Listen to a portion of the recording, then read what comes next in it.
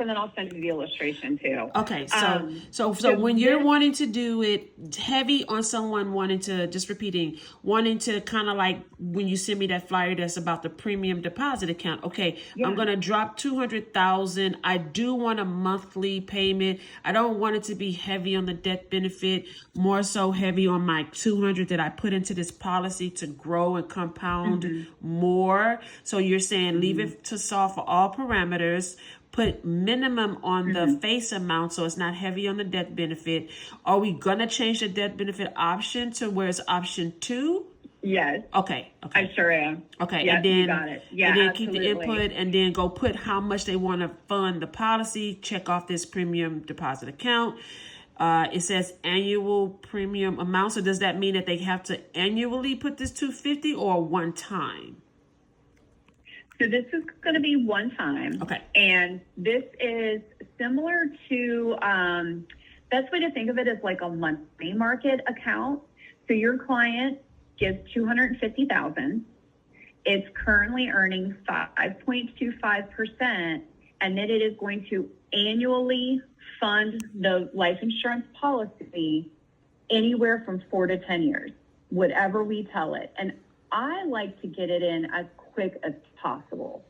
You can stretch it out for 10 years, but I like to do 4 because I want the cash in there as quick as I possibly can. Okay. So this annual amount is calculating the $250 plus interest divided by 4. So that's when I will go back up, because I did do 4 years. I would do increasing, and I would turn it off when the premiums are finished being funded into the policy. Okay. And now something I do want to touch on. So you did mention something about monthly. This is where it gets we're a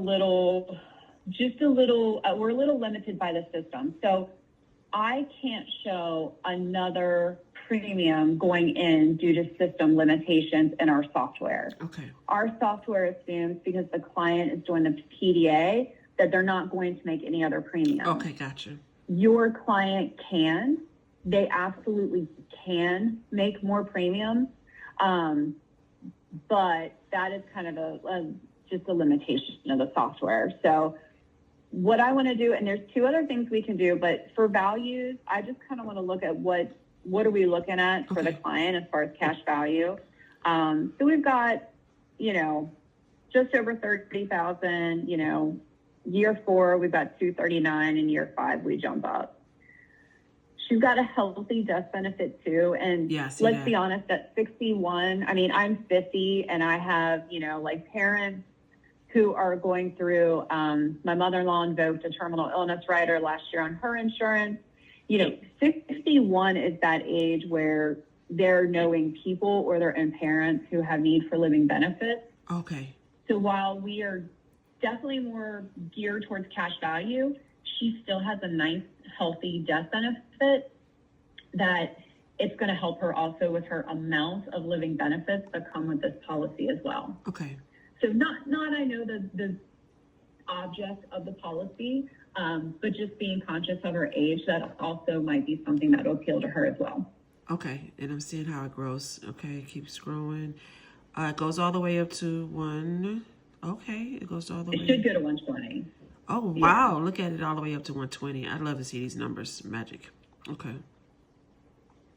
Now, the other thing you can do is if the client says, this looks great, I was really hoping for a little more cash value because maybe she wants another real estate investment, or maybe she just likes having access.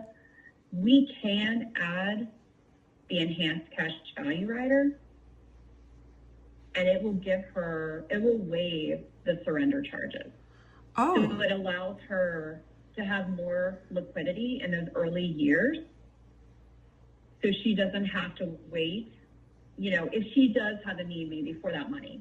Okay, I love that. So that's, and it should still run to 120. Well, no, I was just going to say it might not be depending on her age. So I will tell you one of the trade-offs, the early enhanced cash value rider does help them have that early liquidity. But not towards the age of 120. Just depending, Yes, I was going to say it will, because, it's kind of a trade-off. If I'm going to have early cash value, right, you're sacrificing later cash value. Correct. So that's That the makes trade-off. sense. Okay. But just kind of depends. Yeah. This is a great example. And what do we say? We put 250 in this one. Yeah, this is a great example for 250. her. Yeah, the great example for Yeah, her. and quite honestly, even if she did come to you and say, "Hey, I want to do $1 million," I would do it the exact same way. I would add it to the premium deposit account. That way, we don't face a MEC, and she can earn interest. Because remember, we're earning interest on the lump sum. But then as it's being funded into the policy every year, then it's being in those allocation options. So she's making money off of the annual premiums as well. Okay. That was beautiful. I hadn't seen that done before with the previous IMO, but that's good to know when we have these bigger lump sum clients that want to put their money somewhere where the compounded interest is growing at way more than what it would do sitting in a bank account. Absolutely. And, and again, it is life insurance, right? So if it's sitting in a bank account, that's fine. But this looks better financially, it sounds like, for the client. But also, God forbid the worst happens. You have 2 sons, you're leaving them a benefit. And again, if the unthinkable happens and you do have a need for living benefits, that comes with your policy. And that's so beautiful. Yeah, it's beautiful because now you have the living benefits, you have the death benefit that comes with it, the chronic, the critical, the terminal that comes with it. All of our policies come with the accelerated death benefit. Does this one also come with the supplemental income? Even though I believe that I didn't ask her if she was retired or not. I have to double check that with her. But does it have that supplemental income as well aspect to this one? Yes. Absolutely. Yeah, because I read somewhere that most or all of our life policies does. Yeah. Yeah, absolutely. Okay. Anytime there's cash value, which this one's definitely designed for. So yeah, sure can. Absolutely. Okay. And we can even, on that note, we could even do, I can do solve for cash flow. I'm not changing how I ran it. So I still have option 2 for 4 years. I still have premium deposit. But, maybe we show her, okay, look how much money you can get out for 20 years. Just for an example, say 71 is her idea. Okay. We can still show it with that income. I was going to say it probably won't look as impressive because I'm stretching it out for 20 years. Right. Which still, it's a healthy chunk of change. But, if she wanted to see that, we could figure out a way to design that as well. So she's 61 now, say in 10 years, she wants to have an idea of, okay, if I want to start pulling money out or do something, go live in some, senior living, housing, or anything of that nature, she can see that, okay, I put that 250 here, it compounded, it grew, I got all these other benefits on top of putting this money here instead of the bank. I got the death benefit aspect to it because I have option to increase it, which gives me both the cash value and the death benefit. I have all this other coverage on myself because I did that. And here around 71, this is what I could look forward to possibly grabbing out if I needed to go, change where I'm living now. Annually. So, and then that's in 10 years. So that 250 grew to the 312. Plus you have to look at the death benefit is at 953,000, something you didn't have before you placed that 250 into something, which is beautiful. I just love this product. Exactly. I really love this product. And, and I love that you love this product, but we also need to love the carrier. I know it's the carrier. It's definitely Columbus. We want to go with a solid company. Because I'm going to be honest, this is what I've done, right? Because I'm a numbers girl coming from the lending side. What I've done amongst other carriers is simple math. I simply divide, okay, even if they're not putting no money to fund it, right? Okay, what's your monthly premium?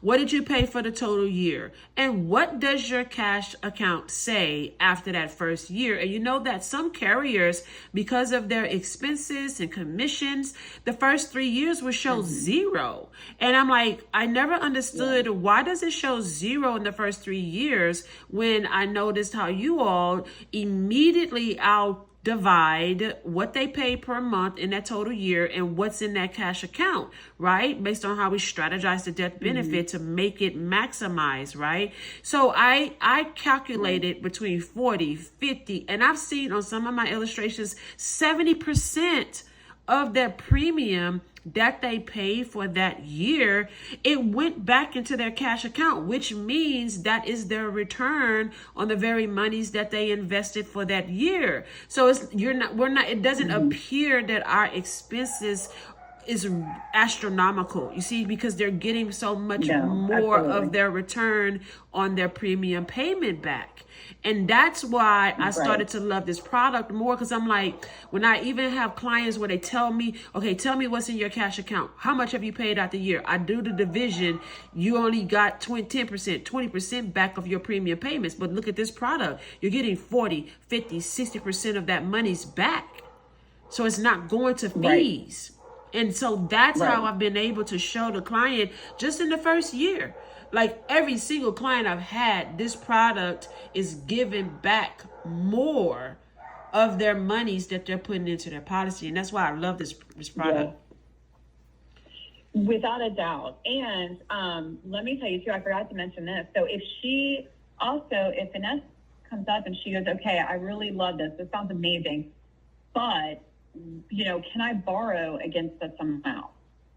So she can't. She can only borrow like what goes into the policy every year. But if something does happen, say we're 2 years into this, she's got roughly, I don't know.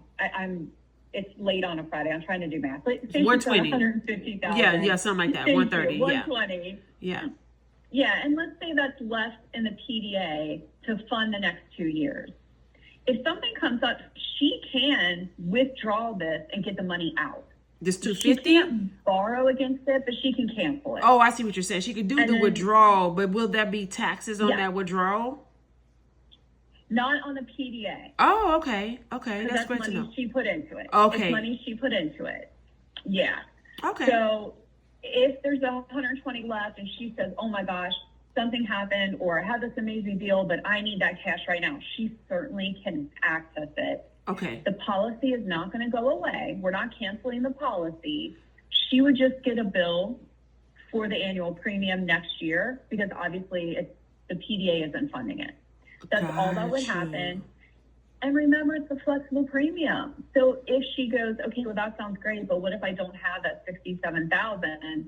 Well, it's flexible. Okay. And maybe you can't, and that's okay, because guess what? I looked real quick at our values. The minimum, and this is assuming, you don't want to use your cash value. Right. She can pay $9,950. Right. To keep the policy in force. I see that. So, she's not, out of luck if something happens and she needs access to that money. And let's just say she does whatever investment. I had to do this quick investment because I knew I was going to make quick money real quick. And let's say it happened for her great job. You didn't tripled that 250 that you pulled out, and I see that when you go back to value, I see that this guideline single premium is saying 350,000, but she started off at 250. Could she come back and drop the 250 back in, or even go up to this 354 right here on the guideline single premium? Let's say in that third year, because we hadn't even hit the fourth year. Correct. So she can go back and she can overfund this. She just can't go much higher than that. Yeah. Right. But she could go back and fund this, and then she can overfund it. Yeah. Okay. Oh, I love that. Okay. This is great. Mm-hmm. All right. Awesome. Okay. So that's pretty much it. When you want to, so that's a person who wants to kind of do a lump sum, right?